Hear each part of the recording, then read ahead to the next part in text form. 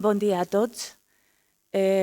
O primeiro, eu quero agradecer el invite a participar en esta jornada especial a la organización.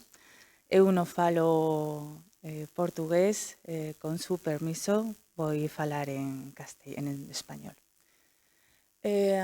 Como acaba de comentar, el proyecto que vengo a presentar se titula Arenales costeros, conservando dunas cantábricas.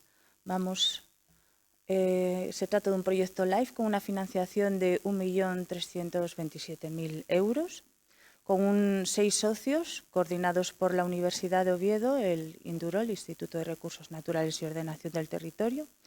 Por parte de la Administración, la Dirección General de Costa, también el Gobierno de Cantabria, la Dirección de Montes y Conservación de la Naturaleza y la Diputación Foral de Guipúzcoa, centros de conservación de investigación Aranzadi y también empresas privadas, Ecología Litoral, que se encargó de gran parte de las obras.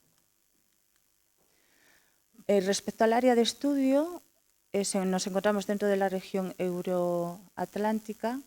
Tenemos una climatología bastante diferente del resto de la península, con unas precipitaciones entre 1.500 y 2.200 milímetros al año. Y nuestra costa, la mayor parte, es una costa predominantemente acantilada. Tenemos una reducida representación de sistemas dunares. Concretamente, esta franja acantilada se ve interrumpida localmente por desembocaduras fluviales, que son las que, esta no es una foto del Cantábrico, pero que sí que representa la mayor parte de la arena que tenemos en estos arenales costeros vienen de los aportes por parte del continente, son aportes fluviales. Y la entidad de estos sistemas dunares son muy pequeños, son sistemas reducidos con una elevada vulnerabilidad. Si bien hay muchas desembocaduras fluviales, la mayor parte de ellas son de muy pequeña entidad, muy pocas tienen la envergadura para albergar sistemas dunares y una parte importante además está urbanizada, por lo que solamente nos quedan entre 20 y 30 sistemas dunares con cierta entidad y con importantes alteraciones. En línea recta la costa son unos 500 kilómetros, pero tenemos importantes. Estas desembocaduras hacen que la línea de costa suba a 2.000 kilómetros con una deriva continental hacia el este. Vamos a ver un poco la evolución seleccionando lo que es la costa vasca de lo que ha ocurrido en los últimos años.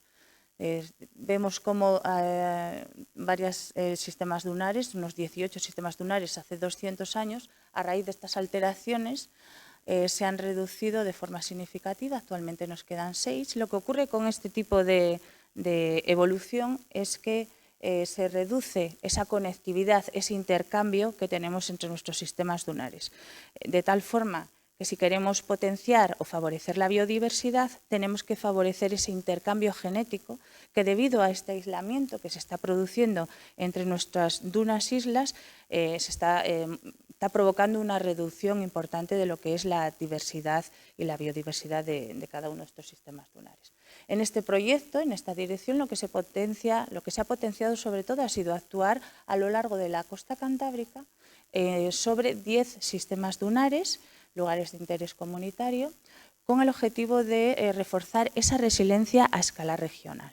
Vamos a mantener un número crítico de sistemas que permitan esos procesos de intercambio y promuevan un poco la reactivación y la conservación tanto de especies estructurales dunares como de otras especies, muchas de ellas que están en los catálogos regionales de conservación. El proyecto se puede dividir en 2 tipos de acciones principales, unas acciones ex situ, que se han hecho fuera de los lugares de actuación, donde se han hecho una recolecta de semillas, se han hecho unos protocolos de germinación de semillas en laboratorio y también se han desarrollado unos protocolos de cultivos con su traslado a vivero. Y una vez que tenemos generadas unas plantas, una cantidad de número importante, con un tamaño que hace que ese enraizamiento posterior sea más fácil de conseguir, pasamos a las acciones de conservación in situ en cada uno de estos ambientes. Vamos a ver un poco cada uno de estos 2 grupos.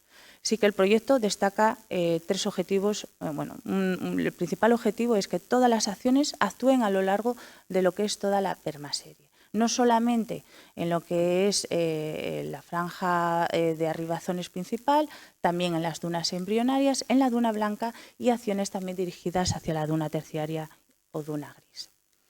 Respecto a estas acciones preparatorias que se hicieron ex situ, lo que se perseguía por un lado era potenciar, generar planta suficiente de dos especies principales de carácter estructural, es decir, las que tienen mayor capacidad en el Cantábrico para fijar esa arena, generar ese armazón, retener esa arena que favorezca después la implantación de otras más vulnerables, y se hizo un importante cultivo de Ammophila arenaria para la duna blanca sobre todo, y también del Elymus factus para la zona de la duna embrionaria. Y de este tipo de plantación se sacaron 400.000 ejemplares.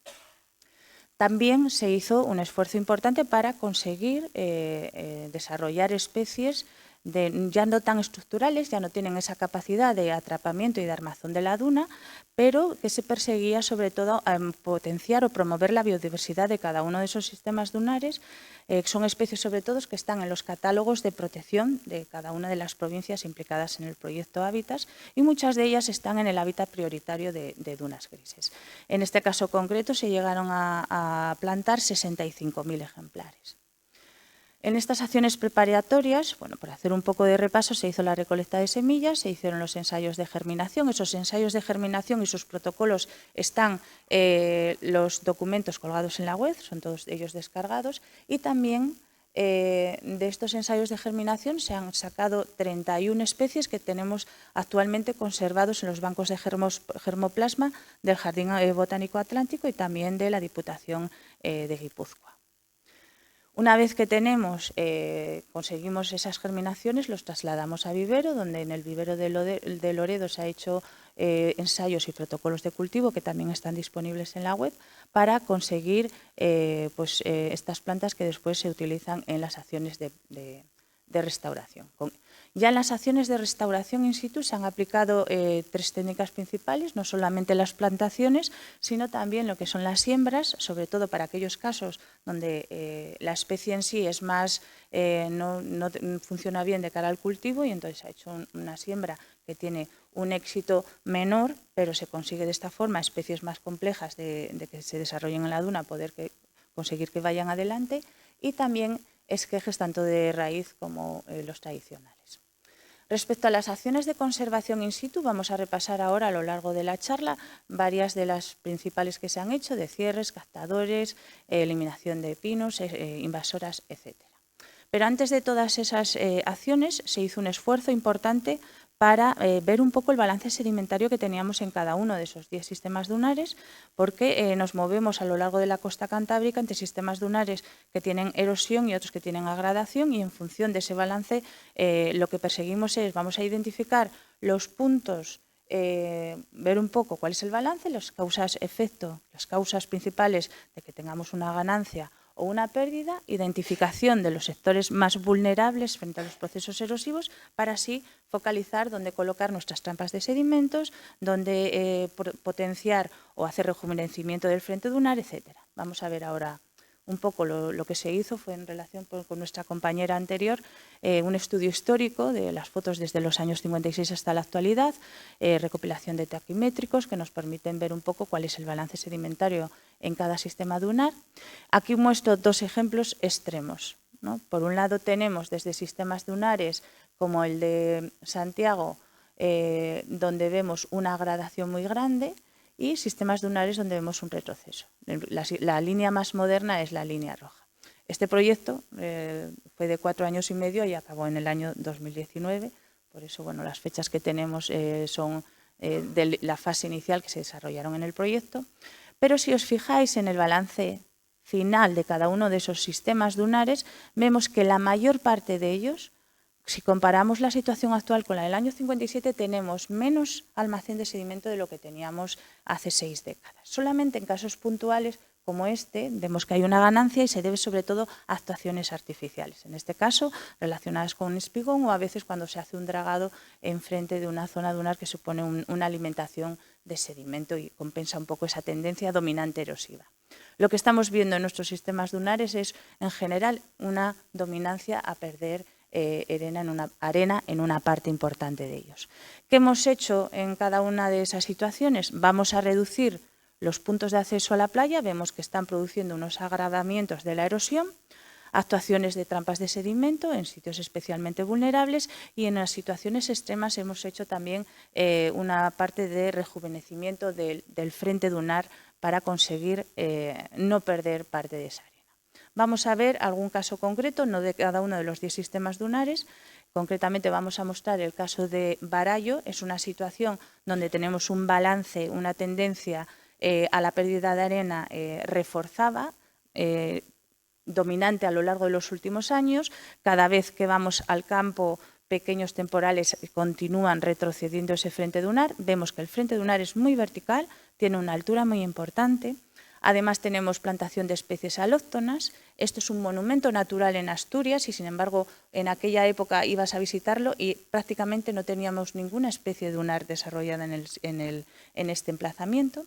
Y entonces lo que se hizo, en primer lugar, al ver que no hay entrada de sedimento, solamente lo había en esta esquina, en este borde, queríamos conseguir que la arena pudiese entrar y además generar las 3 bandas de ambientes dunares que caracterizan a estos sistemas, ¿no? Necesitamos desarrollar el ambiente embrionario, el dunar y el terciario. Entonces, en este caso lo que se hizo fue, aparte de suavizado del talud frontal, vamos a promover que la arena entre a la parte trasera, instalación de captadores en esa zona de entrada, eliminación de invasora y sobre todo eliminación de pino arbolado, que en este caso es una especie alóctona que estaba limitando el desarrollo de especies autóctonas.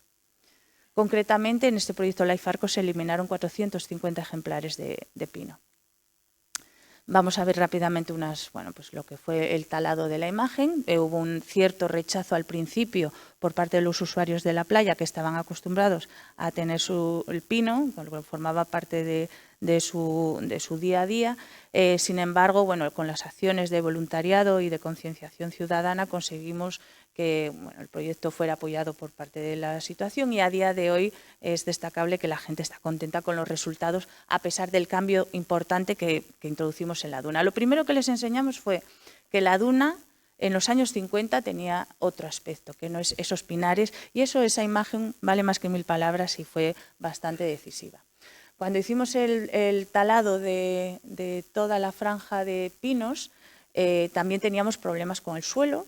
Teníamos ahí los tocones de pino que eran importantes, estaba muy nitrificado, veíamos que la arena no podía saltar, entonces hicimos una fase de rejuvenecimiento, eliminamos toda la capa superficial, también reducimos todo el frente de talud,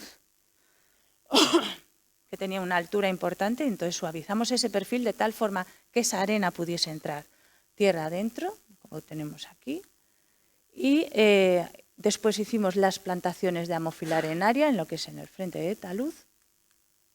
Y finalmente, esto pasado un año, rápidamente se instalaron no solamente las plantas que habíamos introducido nosotros, sino que ya se produjo un desarrollo natural de gran parte de las especies propias y conseguimos que un sistema dunar, fíjense, ¿no? De un sistema dunar que tenía un talud, tengamos todas las facies de la geopermase, desde la duna de Arribazones, embrionaria, duna blanca y en la parte de atrás estamos también empezando a tener buenos ejemplares de duna terciaria. Esta es la imagen de cómo era el antes y cómo ha quedado la restauración. Vamos a pasar ahora a otro tipo de análisis que se hicieron, promoviendo, en este caso se hicieron prácticamente en todos los 10 sistemas que estuvieron en el proyecto. En el análisis inicial que vimos es que había un problema muy importante de una excesiva cantidad de pasillos de acceso a la playa que actuaban como zonas de deflación, cada vez se encajaba más por el pisoteo. Miramos las densidades de cada una de ellas y además veíamos que los pasillos de acceso a la playa que estaban orientados al oleaje dominante agravaban el efecto de los temporales, de forma que teníamos una erosión que ante la ausencia de pasillos podía producirte un retroceso de X centímetros debido a la presencia de estos pasillos de acceso, había retrocesos que se multiplicaban 4 veces la erosión esperada en condiciones normales. Vamos a ver aquí en varias fotos. La línea roja es la situación del frente dunar en la actualidad y cómo estaba la duna. Y fíjense, pues bueno, cómo los pasillos que estaban orientados a ese oleaje dominante provocaban una erosión importante en el frente. Ante este tipo de situación, lo que se estudió fue, vamos a cerrar esos accesos que estaban agravando los problemas de erosión que teníamos en las dunas. Vamos a poner, se instalaron a lo largo del proyecto 14 kilómetros de cierres perimetrales para conseguir, fíjense, pues la densidad de accesos que había. Una vez que instalamos estos cierres, tanto en esta parte como en la parte de los caminos, se ve una mejora, ¿no?, de lo que es la cubierta vegetal. También se instalaron cierres en zonas con importante presión turística. Si la presión turística no era elevada, pues poníamos cierres de este tipo, pero cuando había una presión más importante poníamos cierres de malla cinegética. Los cierres se colocaron a una distancia separada del frente para evitar el pisoteo en la zona embrionaria, y también se dieron instrucciones en lo que es la limpieza de playas que tenemos ahí en la costa cantábrica, no actuara sobre todo sobre la zona embrionaria de Arribazones, y aquí tenemos pues los cierres cinegéticos, ¿no?, de cara a evitar sobre todo pisar las zonas de actuación del proyecto. También, bueno, a lo largo del proyecto, una vez que tenemos la vegetación, la arena instalada, las plantaciones, el siguiente paso fue instalar trampas de sedimento. Unos 4 kilómetros se instalaron a lo largo del proyecto, que también han dado buenos resultados. Vemos pues, bueno, algunas evoluciones de este tipo, sobre todo pues, para cerrar lo que comentábamos, ¿no?, esas zonas de acceso excesivas en muchas ocasiones, y para que las trampas, acompañadas siempre por plantaciones de especies, ayudarán a favorecer ese atrapamiento de la vegetación. Vamos a poner también otro ejemplo de restauración de la duna en el Cantábrico, en este caso es la duna de Somo. Antes vemos como la situación previa y la situación posterior. Hubo en los años 2013-2014 un temporal muy importante que afectó nuestras costas. Vemos la situación previa a ese temporal. Cuando vino el oleaje se llevó una parte importante de la duna, se cerró la topografía de tal forma que el agua entraba en la zona trasdunar, y entonces se hizo una reconstrucción del frente dunar que fue erosionado. Es una longitud, al final se invirtieron unos 20.000 metros cúbicos de sedimento. Aquí vemos una vez reconfigurada la duna. Se hicieron plantaciones de amófila, también no solamente de especies estructurales, sino también de especies que aumentaron la biodiversidad de las plantas, y vemos cómo en pocos años hemos conseguido pues, bueno, configurar ese cordón dunar de forma exitosa. Lo que decíamos, también se plantaron especies de refuerzo, no solamente las estructurales, sino también las que estaban en los catálogos regionales de protección, especies amenazadas, tanto de lo que es la duna blanca como de la duna terciaria, con el objetivo de devolver esa riqueza de los hábitats que teníamos en el ámbito cantábrico. Y también se aplicaron pues, técnicas de eliminación de invasoras. En este caso había varios sistemas dunares como Musqui, donde el desarrollo de invasoras era tan grande que fue necesario aplicar eliminación mecánica con retroexcavadora, que prácticamente eliminará toda la cubierta vegetal. También se hicieron acciones de entre 20 y 30 acciones de voluntariado para retirada manual de especies, sobre todo de Carpo brotus, que teníamos también bastantes cantidades, y se hicieron varios ensayos en 2 sistemas dunares con ahogamiento con plásticos. En ocasiones aplicábamos, en función del lugar, glifosato sin ello, que también han dado buenos resultados en los casos de la espartina. Los programas de concienciación ciudadana también bueno, fueron bastante frecuentes. Cabe destacar, debido al apoyo continuado a lo largo del proyecto del programa NACAR, ¿no?, de Naturaleza y CACE, donde hicieron numerosas actividades de voluntariado, actividades de artesanía. Se hicieron 22 paneles informativos que se instalaron en todas las playas, más de 1.200 carteles que colocaban cada una de las actuaciones que se habían hecho a lo largo del proyecto, de tal forma que se perseguía sobre todo pues, bueno, lo que se persigue en muchos proyectos LIFE, que es conseguir un poco concienciar a la sociedad para promover y apoyar estas acciones de restauración. Para finalizar, 4 conclusiones principales a destacar del proyecto. 1, que es importante conocer dónde tenemos los problemas. Podemos tener un balance negativo en nuestras playas, pero luego dentro de cada uno de esos sistemas dunares hay zonas de ganancia, hay zonas de erosión que conviene tener identificadas para después esas actuaciones que hacemos tengan un éxito a corto y medio plazo. Acciones in situ dirigidas a atrapar ese sedimento, sobre todo teniendo en cuenta los problemas de erosión que estamos teniendo también en el ámbito cantábrico, pero también acciones ex situ, ¿no? Vamos a promover, a desarrollar esos protocolos de germinación y de cultivo, y también esos 31 especies que tenemos actualmente en conservación en estas zonas de bancos de germoplasma de cara a lo futuro, ¿no? Sobre todo ante acciones de temporales que puedan llevarse parte de esas especies que en muchos casos están amenazadas y en peligro de extinción. Y finalmente también destacar que las actuaciones han sido en 10 sistemas dunares, pero como veis la costa cantábrica son numerosos y además muchos de muy pequeña entidad, por lo tanto es necesario no solamente continuar con la vigilancia y el mantenimiento de estas actuaciones que están hechas, ahora estamos en la fase post-life y se están ejecutando también satisfactoriamente, sino también de cara a promover esa restauración en el resto de sistemas que tenemos repartidos a lo largo de la costa. Y esto es todo. Moito obrigado.